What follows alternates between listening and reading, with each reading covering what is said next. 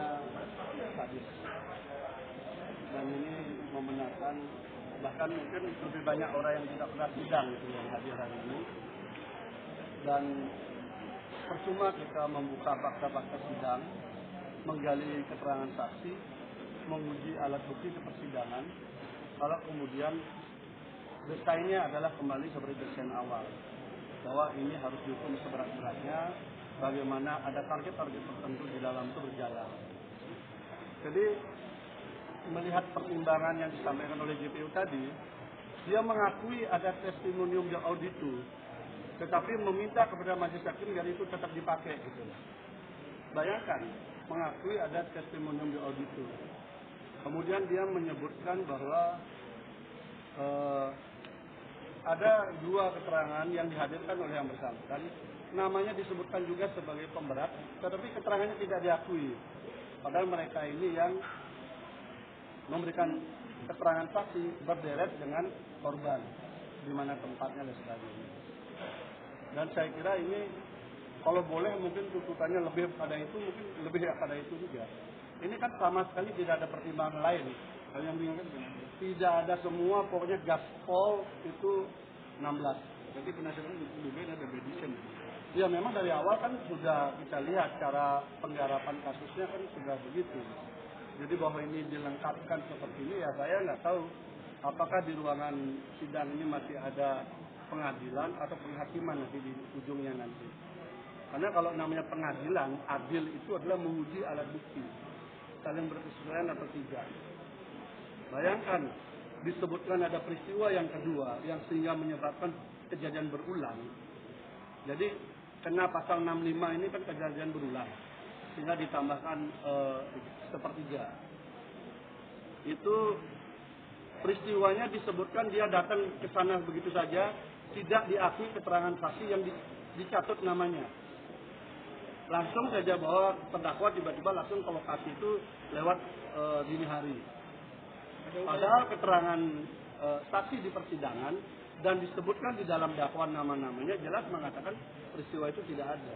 Jadi tidak penting lagi ada saksi hadir menjelaskan fakta yang ada di persidangan kalau seperti ini.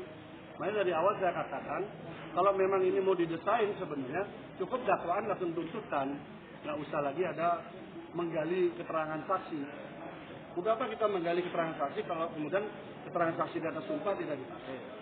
Lalu tadi juga JPU meminta agar BAP itu... Mohon perhatian panggilan ditujukan kepada para pihak dengan nomor perkara 994 Perdata Gugatan 2022 PM Surabaya. Atas nama penggugat Nelson Maris Makasendra DKK dengan kuasa hukum Yakob Lakur Lawal SH bahwa penggugat Rido DKK dimohon segera memasuki ruang sidang Kartika 2. Sekali lagi panggilan ditujukan kepada para pihak dengan nomor perkara 994 Perdata Gugatan 2022 PN Surabaya atas nama penggugat Nelson Maris Makasendra dengan kuasa hukum Yakob Makbur Lawal SH melawan penggugat Ridho DKK dimohon segera memasuki ruang sidang Kartika 2. Terima kasih. Jadi BAP pun dimintakan oleh JPU untuk dipakai juga sebagai alat bukti. Untuk apa kemudian JPU mengurangi saksi kalau memang mau menghadirkan BAP itu mau diuji, kan begitu. Ada 40 saksi, oleh JPU 16 sudah ditutup, kita yang minta biar dihadirkan lagi yang lain. Tapi di persidangan tadi meminta selain saksi testimonium di audisi untuk dipakai, juga meminta BAP yang tidak dipakai di sini agar dipakai juga. Ini kan sesuatu yang bagi saya yang membingungkan gitu loh. Satu sisi dia tidak mau menghadirkan yang di BAP sebagai saksi, di sisi yang lain minta itu dipakai. Padahal itu harus kita uji di sini kan. Ada upaya pembelaan Pak Gede. Otomatis minggu depan kita pledoi. Pertanyaannya masih adakah ruang-ruang keadilan di situ? Karena ruangan ini pun juga teman-teman tahu sendiri kan. Bagaimana ruang PN bisa dipakai podcast oleh oknum tertentu untuk menekan kekuasaan dan sebagainya gitu. Tapi ya kami berharap seluruh keluarga besar Sintia ini berdoa aja lah. Di atas keadilan manusia masih ada keadilan Tuhan. berdoa aja, nanti akan ada jalur-jalur tangan-tangan Tuhan akan bekerja, saya yakin. Karena ini sudah tidak make sense dengan kewajaran dari proses secara tuntutan dan sebagainya, sangat tidak masuk akal. Coba aja buka semua kasus yang ada di Indonesia, ada nggak seperti ini? Gampang hitungnya. Gampang hitungnya. Apa yang disiapkan nanti untuk pembelaan? Nah, pembelaan kami sederhana, yaitu apa yang menjadi fakta sidang. Fakta sidang aja, karena memang mengukur kebenaran, keadilan, benar tidaknya peristiwa itu kan di fakta sidang, bukan di tempat lain. Kalau di tempat lain untuk apa gitu loh? Ini satu orang yang mengaku korban loh, satu orang yang mengaku korban dengan tuntutan sebesar dan setinggi itu. Silakan saja, wajar atau tidak wajar, wajar atau tidak wajar. Itu kita ukur aja dengan rasa keadilan kita.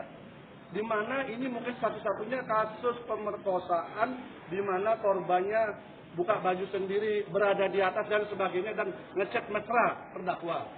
Mungkin tidak ada di dunia korban pemerkosaan seperti itu. Dan ini kemudian dituduh sangat berat. Itu. Oke. Itu. Mungkin ini satu-satunya, saya belum pernah membaca ataupun menangani kasus yang katanya korban pemerkosaan seperti ini. Kecuali memang ini didesain sedemikian rupa, kita lihat saja kejadian sebelumnya kan seperti itu. Pada saatnya nanti kebenaran harus mencari jalan sendiri. Masih ada waktu, kita tinggal lihat saja. Dari awal kan sidang ini mau diintervensi juga, mau ada pemantau, mau ada apa dan sebagainya kan masuk ruang sidang. Kita udah memahami itu kok.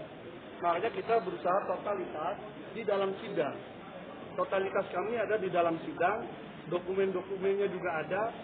Kalau mau fair-fairan, buka itu hasil rekaman sidang. Sidangnya memang tertutup. Tapi kalau kita mau fair-fairan, lihat fakta sidang. Keterangan saksinya kayak apa? Pantas yang dihukum seperti ini. Itu kan kebanyakan yang nuntut kan nggak pernah hadir. Nggak pernah dengar, langsung aja main kayak robot gitu.